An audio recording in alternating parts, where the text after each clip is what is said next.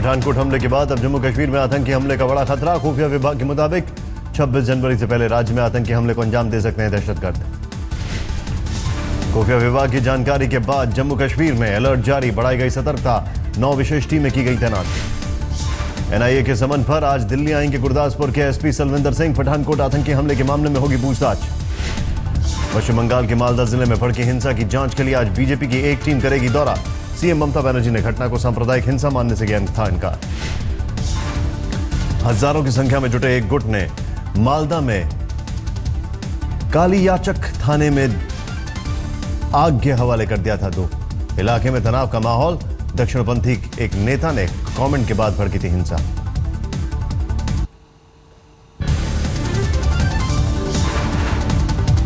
श्रीनगर में महबूबा और सोनिया की मुलाकात के बाद सियासी हलचल तेज। सूत्रों के मुताबिक पीडीपी का एक धड़ा बीजेपी के साथ सरकार बनाने के खिलाफ।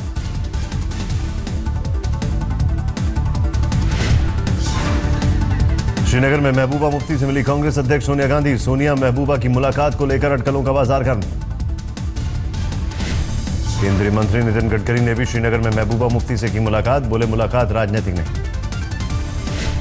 बीजेपी महासचिव राम माधव का बयान, महबूबा मुफ्ती के साथ साझा सरकार सुचारू रूप से चले इसके लिए सारी तैयारी पूरी। आज राज्यपाल एनएन वोरा ने जम्मू में राज्य के बड़े प्रशासनिक अधिकारियों की बुलाई बैठक। मुख्य सचिव भी बैठक में रहेंगे मौजूद।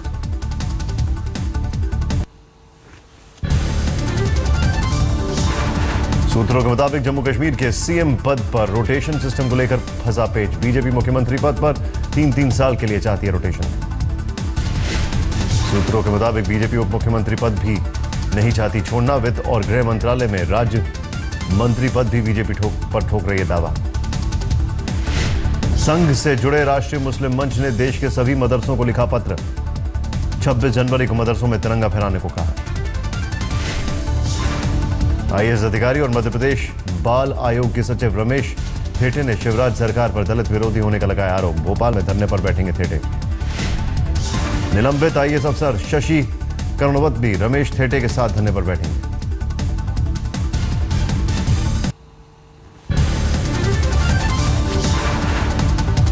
– 2012 में फौज के दिल्ली कूच पर मनीष तिवारी के दावे को कांग्रेस ने किया खारिज। पार्टी प्रवक्ता अभिषेक मनु सिंघवी ने कहा बयान में कोई सच्चाई नहीं।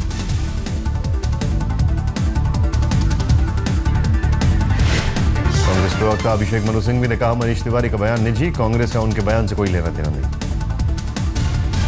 अभिषेक मनु सिंघवी के मुताबिक मनीष तिवारी को इस तरह के मुद्दों पर बोलना नहीं चाहिए। सिंघवी के मुताबिक मनीष तिवारी सुरक्षा पर कैबिनेट समिति के सदस्य भी नहीं थे। मोदी सरकार में मंत्री और तत्कालीन सेनाध्यक्ष रहे वीके सिंह ने कहा मनीष तिवारी के पास इस समय कोई काम नहीं है, इसलिए वो इस तरह के बयान दे रहे हैं। वीके सिंह ने मनीष तिवारी पर किया पलटवार। कहा अगर उन्हें सच्चाई जाननी है तो मेरी लिखी किताब पढ़ लें।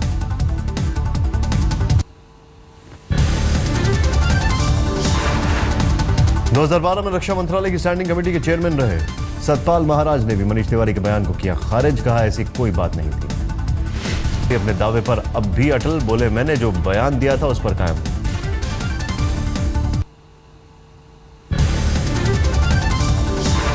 आजम खान ने कांग्रेस नेता मनीष तिवारी के तख्ता पलट वाले बयान से जताई सहमति। कहा मनीष तिवारी कांग्रेस के जिम्मेदार और संजीदा नेता हैं। ऐसा कह रहे हैं तो कुछ ना कुछ तो सच्चाई होगी। आजम खान ने कहा जब सरकार कमजोर होती है और सरहदों पर खतरा बढ़ रहा होता है तो सेना को सक्रिय होना पड़ता है। पाकिस्तान का दिया हवाला। राम मंदिर के बयान को लेकर आजम खान ने सुब्रमण्यम स्वामी पर साधा निशाना। कहा अल्लाह के हो जाएं हम उन्हें 1-2 नहीं सारी मस्जिदें देने को राजी। तो सारी मस्जिदें दे रहे हैं, 1 नहीं 3 नहीं, सारी दे रहे हैं, सारी मस्जिदें उनकी, बस अल्लाह वाले हो जाए। केंद्रीय मंत्री रामविलास पासवान ने सुब्रमण्यम स्वामी के राम मंदिर वाले बयान से झाड़ा पल्ला। कहा वकील हैं, लड़ते रहते हैं, इस मुद्दे से बीजेपी या सरकार का कोई लेना देना नहीं।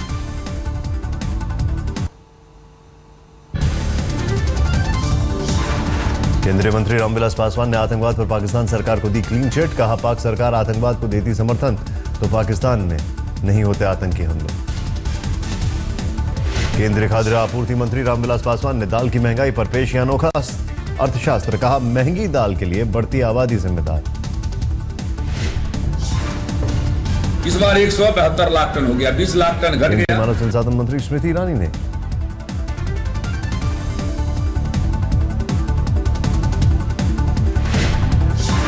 केंद्रीय मानव संसाधन मंत्री स्मृति ईरानी ने पेश की मानवीयता की मिसाल। हरदोई दौरे के दौरान सड़क हादसे में घायलों को देखकर रोका काफिला, जाना हाल। 2 बाइक की टक्कर से घायल हुए थे 4 लोग। स्मृति ईरानी ने वाहन का कराया इंतजाम, उपचार के लिए उन्हें लखनऊ भेजकर हुई रवाना।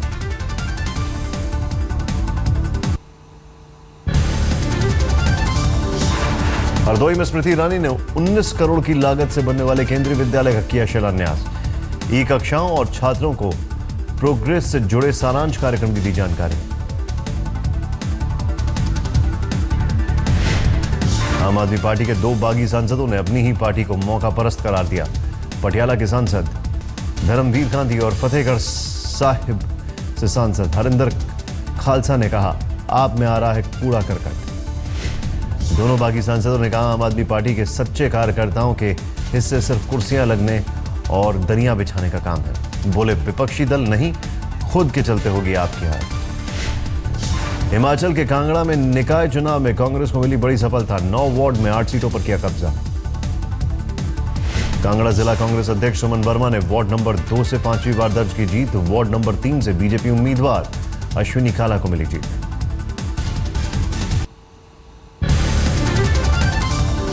रांची में बंग साहित्य सम्मेलन का हुआ आयोजन। विशेष अतिथि के तौर पर पहुंचे राष्ट्रपति प्रणब मुखर्जी। कन्नड़ साहित्यकार टी.के. दयानंद से ठुकराया साहित्य अकादमी पुरस्कार। कर्नाटक साहित्य अकादमी को लिखे पत्र में कलबुर्गी की हत्या के मामले में उदासीनता का लगाया आरोप। मुंबई में समंदर में डूबती 3 जिंदगियां बचाने की कोशिश में जान गंवाने वाले जांबाज रमेश वाजुले के घर पहुंचे बीजेपी नेता आशीष शेलार। बीजेपी शिवसेना के बीच दिखी हमदर्दी की होड़।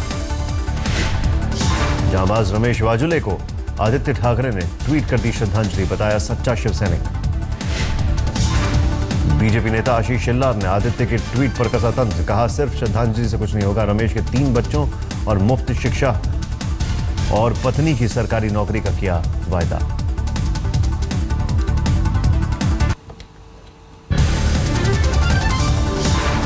आज दिल्ली हाईकोर्ट ऑड इवन मामले में सुना सकती है अपना फैसला। शुक्रवार को ऑड इवन फॉर्मूले को चुनौती देने वाली कई याचिकाओं पर निर्णय सुरक्षित रखा।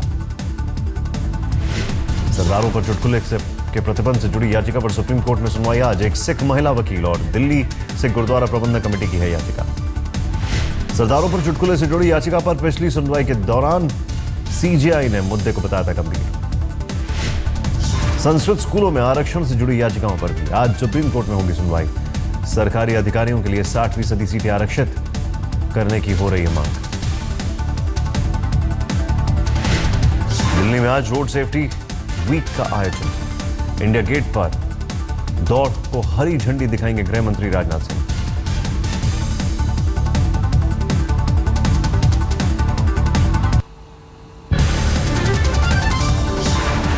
झारखंड के पूर्व मुख्यमंत्री मधु कोड़ा ने 20 लाख रुपए रंगदारी की मांग की।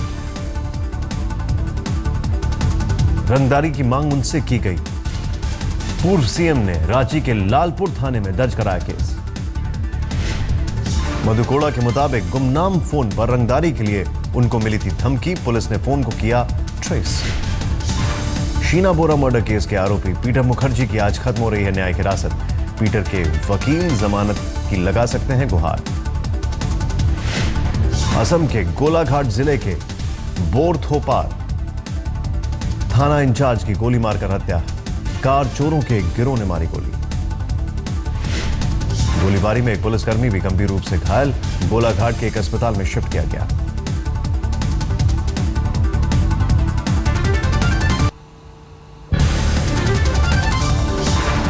पठानकोट में मामूली बहस में पेट्रोल के कर्मचारी की गोली मारकर हत्या। सीसीटीवी में कैद हुई वारदात। सूरत में टोल को लेकर हुए विवाद के कर्मचारी की पिटाई। 7 रुपए के टोल को लेकर ऑटो चालक से हुई थी बहस। बाद में कुछ लोगों ने आकर पीटा। सीसीटीवी में कैद हुई वारदात। झालावाड़ के सुनेल इलाके में बाइक की टक्कर के बाद 2 गुटों में हुई तीखी झड़प। तलवारें चलने की आई नौबत। 5 लोग गंभीर रूप से घायल। मुंबई क्राइम ब्रांच के एंटी एक्सटॉर्शन सेल ने के हत्थे चढ़े 2 शातिर कपल। हनी ट्रैप का जाल बिछाकर एक बैंक मैनेजर से वसूले थे 47 लाख रुपए। आरोपी लड़के ने पहले मैनेजर को अकाउंट खोलने के बहाने अपने जाल में फंसाया, फिर लड़की के बॉयफ्रेंड ने नाजायज रिश्तों का हवाला देकर वसूली मोटी रकम।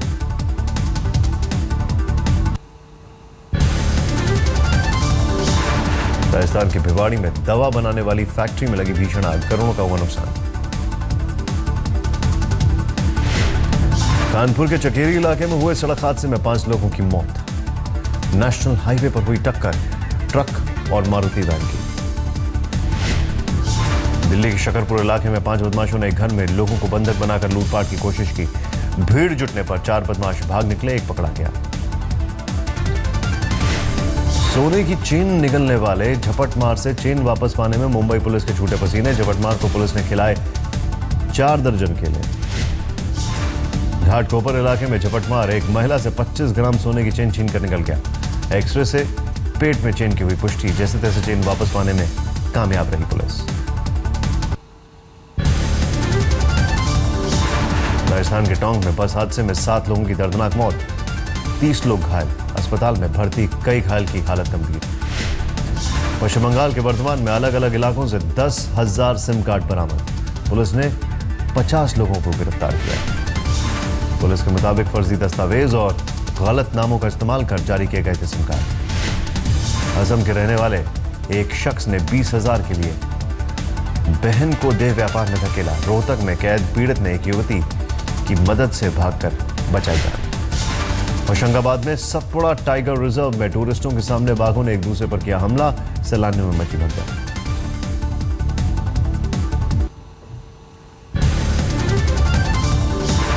मथुरा के पास यमुना एक्सप्रेस वे पर दर्दनाक हादसा, टायर फटने के बाद डिवाइडर से टकराई क्वालिस कार। हादसे में 4 लोगों की मौके पर मौत, 3 बुरी तरह घायल। गोरखपुर में हुए डबल मर्डर केस की पुलिस ने सुलझाई गुत्थी। ट्रैवल एजेंसी के ड्राइवर और उसके 3 साथियों ने लूट के इरादे से की हत्या। फर्रुखाबाद के फतेहगढ़ में राजपूत रेजिमेंट से फर्जी लेफ्टिनेंट कर्नल की गिरफ्तारी। सेना की भर्ती के दौरान पूछे जाने पर खुद को लेफ्टिनेंट कर्नल बताया था। नोएडा में फर्जी पुलिस अफसर बन लोगों पर रौब झाड़ने वाले पुलिस के हत्थे चढ़ा। पुलिस की वर्दी में लोगों को धमकाता था। झारखंड के देवघर में अवैध खनन का सामने आया मामला, खनन माफियाओं के खिलाफ अब तक कार्रवाई नहीं।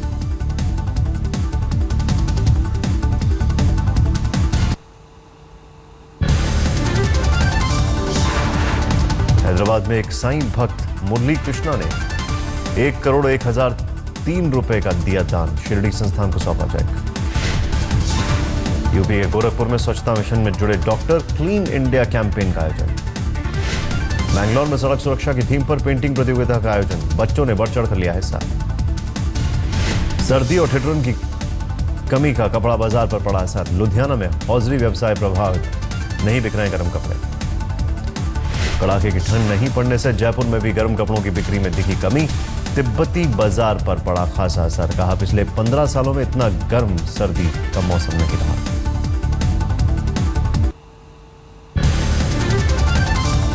दिल्ली में चल रहे बुक फेयर को लेकर लोगों में दिखा उत्साह। प्रतियोगिता दर्पण मैगजीन के स्टॉल में युवाओं की दिखी दिलचस्पी। नासिक में आदिवासी परिवार को मिला गणतंत्र दिवस समारोह का न्योता, नरेगा में मजदूरी कर बेटी को ग्रेजुएट कराया। बोधगया में इंटरनेशनल निगम पूजा की शुरुआत, देश विदेश से जुट रहे श्रद्धालु। बैंगलोर में रोड सेफ्टी को लेकर लोगों को जागरूक बनाने की मुहिम, पेंटिंग कंपटीशन का भी आयोजन। बॉडी बिल्डिंग प्रतियोगिता में प्रतियोगियों में संग नजर आया अभिनेता सलमान खान। सलमान की फिल्म सुल्तान जल्द होने वाली है रिलीज। ये जो बॉडी है ना। मुंबई में अभिनेता ऋतिक रोशन ने धूमधाम से मनाया अपना जन्मदिन। बर्थडे पार्टी में शाहरुख समेत कई सितारों की मौजूदगी। ऋतिक ने मुंबई के 5 सितारा होटल में दी बर्थडे पार्टी। रविवार शाम अपने घर मीडिया से भी हुए मुखातिब। मुंबई में एक अवार्ड समारोह में रेखा और जया बच्चन का आमना सामना, दोनों ने एक दूसरे को लगाया गले। ठाणे में रोड सेफ्टी कार्यक्रम में दिखे अभिनेता अर्जुन कपूर और कंगना रनौत। सड़क सुरक्षा को लेकर लोगों को किया जागरूक। पाकिस्तान में एक पत्रकार ने लता मंगेशकर के लिए बनाया website old Hindi song lata.com नाम पर लता के 2500 बेहतरीन गानों का संग्रह।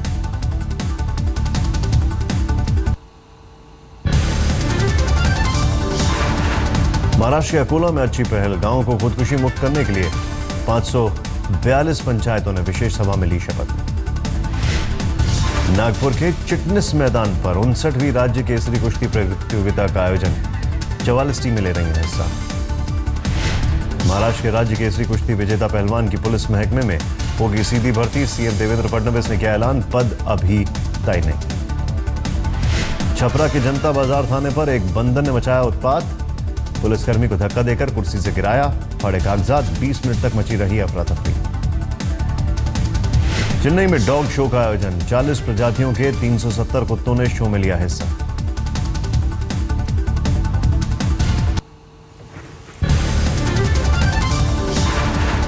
इराकी सेना ने रमादी इलाके की ज्यादातर जगहों पर फिर से कब्जे का किया दावा, आईएसआईएस आतंकियों ने छोड़ा इलाका।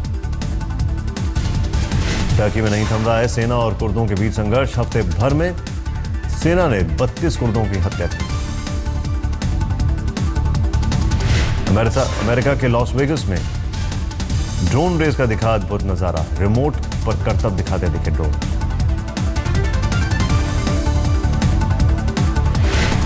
लॉस एंजलिस पुलिस ने कार चेज कर एक संदिग्ध को हिरासत में लिया, इस दौरान इलाके में जबरदस्त घेराबंदी की गई।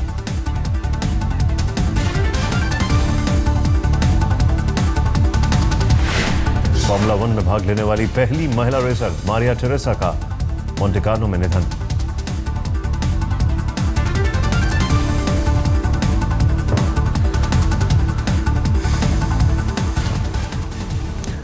और दिल्ली के एक परिवार की दिलेरी के आगे पस्त पड़े लुटेरे, ब्रेक के बाद।